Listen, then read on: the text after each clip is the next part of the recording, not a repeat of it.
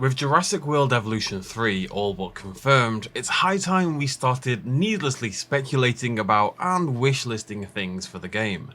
We've already talked about new features and gameplay mechanics that would be great, but you can't release a new Evolution title without new dinosaurs, right? And as much as Frontier rounded out the roster really well by the end of Evolution 2, there are still some pretty big gaps that need to be filled. Wink. I'm going to cover pterosaurs, aquatics and others in separate videos. This is terrestrial all the way, baby. Let's get started.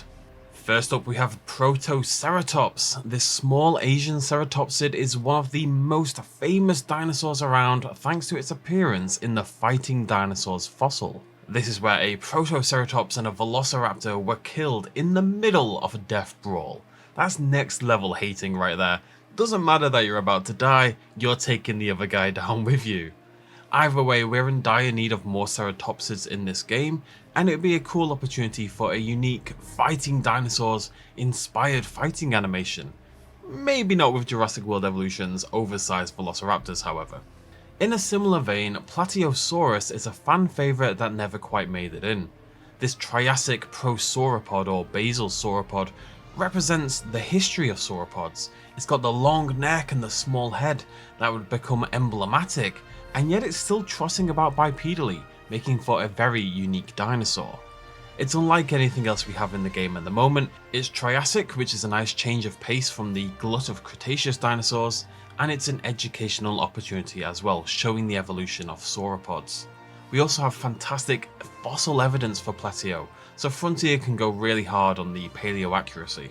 Right, we need a meat eater. Now Frontier brought their A game with their beautiful, fully feathered Utah Raptor, but it stands alone and we kinda need more similar feathery goodness.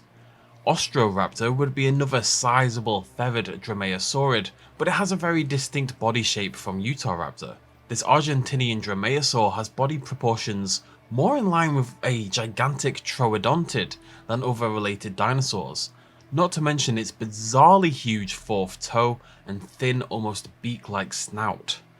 Whilst capable of hunting meaty things, its teeth are similar to a Spinosaurid's and suggests it had a predominantly piscivorous diet. It's a murder duck, basically. Fourth up we have Rugops, an abelosaurid from late Cretaceous Niger. Basically all dinosaurs from late Cretaceous, by the way.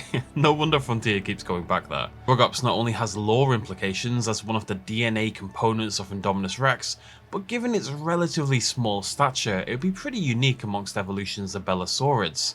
Now technically, Majungasaurus would be similar if not smaller, but that's been sized up dramatically in Evolution, and I'd love to see Rugops come in at its scarcely above human height. This would be very unique amongst the abelosaurids, and it's about time we got a new one, isn't it really? Now, I live in an optimistic world of unicorns and such, and so I always live in hope that one day our herbivores will be able to defend themselves. And if so, then Shantungosaurus is going to be a force to be reckoned with. This gigantic Chinese hadrosaur would tower over the Edmontosaurus we have in game at the moment, with modern estimates placing it at near 50 feet long. That is the same length as a freaking megalodon. Shantung wouldn't just shake off raptor attacks, but it would go toe to toe with our large theropods as well. And after 2 games of sadness, don't you think our herbivores deserve that? We need a new Spinosaurid. It's been ages. And Irritator not only has a cool boy name, but it's the smallest of the Spinosaurids, which is cool and unique as well. And it's a great opportunity for Frontier to introduce a paleo-accurate Spinosaurid shape without retconning any of the existing designs. We can keep our lovely Jurassic Park 3 Spinosaurus, but let's have some paddle tails in here as well. This Brazilian dinosaur also has some weird recent research suggesting it would struggle to move its lower jaw up and down, and that it may have had to splay it out a little instead in order to help it catch prey. It sounds very The Isle coded, but it's one to watch. It could be very unique as a feature. Another thing we lack in Evolution is Megaraptorans, with the only, for me, somewhat okay Australorinator filling the niche. There's a lot of good choices here, but I've always had a fondness for Mape macrothorax specifically, the potential largest of all the Megaraptorans. Now up to 33 feet long, this thing was absolutely an apex predator and would represent an entirely unique body shape and morphology amongst our large theropods. Also, Maip is a word from the Ionicenk, which is a Patagonian tribe from the area where Maip was found, and the name means the shadow of death. So, you know, awesome. That's very cool. We've got a few Ornithomimosaurs in the game, though other than Dinosaurs it has been a while since we had a new one, but it's a group that needs love now in a post-feathered world. Pelecanomimus would be unique in the group given it's only half the height of a human, and it had some unique traits like a gular pouch beneath its jaw, much more akin to a modern pelican, where it could hold fish for a long time, assumedly to just enjoy the wiggling motion. It also, very oddly for an Ornithomimosaur, had teeth. Now the only other Ornithomimosaur that had teeth was one called Harpymimus, but that had far fewer than Pelecanomimus did. So it's unique, it's fully feathered, it's got all these weird features making it stand out. Sounds like a big tick to me. Sauropods got a little bit of love in Evolution 2 with the likes of Alamosaurus and Amargasaurus, but there's still more variety I'd like to see added. Now whilst Argentinosaurus would be most welcome and did almost take it into this slot, this BestInSlot, I've gone for Saltasaurus instead.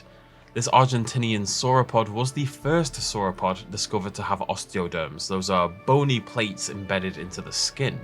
We actually see these on the Evolution Alamo as well, but Saltasaurus could push that feature much further, and with its small legs and short neck it would have a really unique silhouette amongst the other sauropods in the game.